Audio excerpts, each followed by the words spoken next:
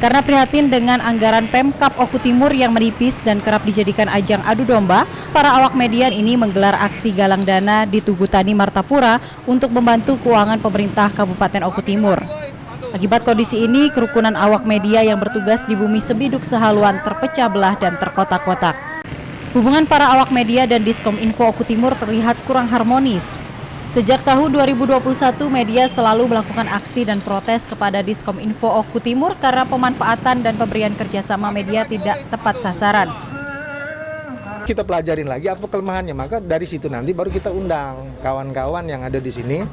Apa nih yang disepakati kayak dari aturan ini yang selaras seperti apa, sehingga nanti kita cari titik pasnya yang ini kita harus jalankan. Ini hanya miskomunikasi, yang penting adalah itu belum resmi dan itu juga belum ada statement dari kita. Aku cuma perlu kemarin untuk simulasinya, untuk lebih kupelajari dulu dan akan kulaporkan sama pimpinan dengan kondisi keuangan kita. Anggaran publikasi dari Pemkab Oku Timur ini tidak sesuai, ya kan, berbeda dengan tahun-tahun sebelumnya, dan ini sangat mustahil buat kita para wartawan. Sedangkan yang namanya sesuatu daerah, dia tidak akan dikenal publik keberhasilannya tanpa ada publikasi. Aksi para awak media ini akan terus berlanjut sampai ada transparansi dari pihak pemerintah daerah Kabupaten Oku Timur. Dari Oku Timur, Chat Miko, iNews melaporkan.